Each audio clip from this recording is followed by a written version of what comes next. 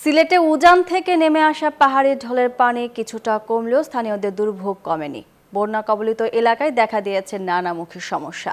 বন্যার পানিতে হাওড়া অঞ্চলে ২৯০০টি টিউবওয়েল পানির নিচে তলিয়ে গেছে। বের হচ্ছে ময়লা পানি। পচা ময়লাযুক্ত পানির কারণে বেড়েছে রোগবালাই। বিশুদ্ধ পানির সংকটের পাশাপাশি দেখা দিয়েছে খাদ্য সংকটও।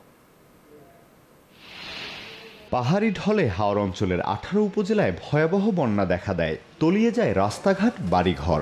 বন্যা পরিস্থিতির কিছুটা উন্নতি হওয়ার পর ভেসে উঠেছে বন্যার্তদের দুঃখ দুর্দশা। বিশ্বমানের থার্মিক্স রড, সালাম স্টিল থার্মিক্স, দেশের একমাত্র থার্মিক্স রড। বন্যার পানিতে তলিয়ে থাকা টিউবওয়েল ভেসে উঠেছে। তবে এসব টিউবওয়েল থেকে বের হচ্ছে দুর্গন্ধযুক্ত ময়লা ও আবর্জনা মিশ্রিত পানি। ফলে দেখা দিয়েছে বিশুদ্ধ খাবার পানির সংকট। এতে চরম দুর্ভোগে সাধারণ মানুষ। এতে পানি খাইবার কোনো কুদ্দুস নাই, আওয়ারের পানি বুঝছো, এই খাই বাবা খুব কষ্ট হয়, খাই খালি গলাটা ভিজায় লাগে। প্রথম অবস্থা ২-৩ দিন যারা জ্বর হয়েছে এরা তো বৃষ্টির পানি খাইছে, তো বৃষ্টিও নাই।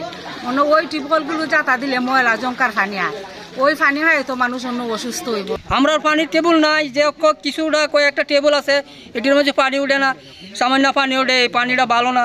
এদিকে দূষিত পানির কারণে বাড়ছে নানা রোগবালাই।